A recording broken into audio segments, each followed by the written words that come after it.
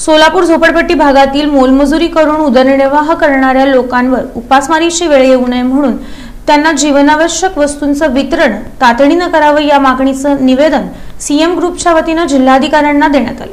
सोलापूर शहरातील झोपडपट्टी भागातील मोलमजुरी करून उदरनिर्वाह करणाऱ्या लोकांवर उपासमारीची वेळ येऊ नये म्हणून आपल्या स्तरावरील जीवनावश्यक वस्तूंचं तातडीने वितरण करण्यात यावं। केंद्र शासन आणि राज्य शासन यांच्याकडून लॉकडाऊनचा कधी आदेश येईल याचा नेम नाही। या अगोदरच जीवनावश्यक वस्तूंचं तातडीने वितरण करण्यात यावं असं निवेदन सीएम ग्रुपच्या वतीनं सामाजिक कार्यकर्ते विश्वभूषण कांबळे यांच्या हस्ते जिल्हाधिकाऱ्यांना देण्यात आलं। तर हे निवेदन मुख्यमंत्र्यांकडे ईमेलद्वारे सादर करण्यात आलं।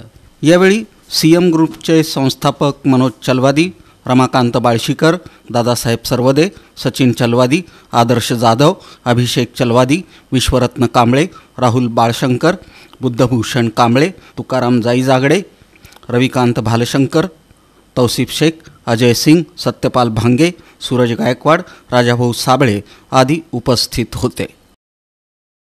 आणि अजून परत लॉकडाऊन कधी घोषित होईल व वर्ण शासनाचा आणि केंद्र शासनाचा निर्णय कधी सांगता येणार नाही। त्यामुळे लॉकडाऊन जर घोषित झालं तर जनजीवन जे सुरळीत चालू असलेलं आहे ते परत अजून नाही का लोकांवर उपासमारीची वेळ येते आणि परत उपासमारीची वेळ आल्यामुळे तर लोकांचा कोरोनामुळे नाही तर भूकबळी जाण्याची शक्यता जास्त आहे।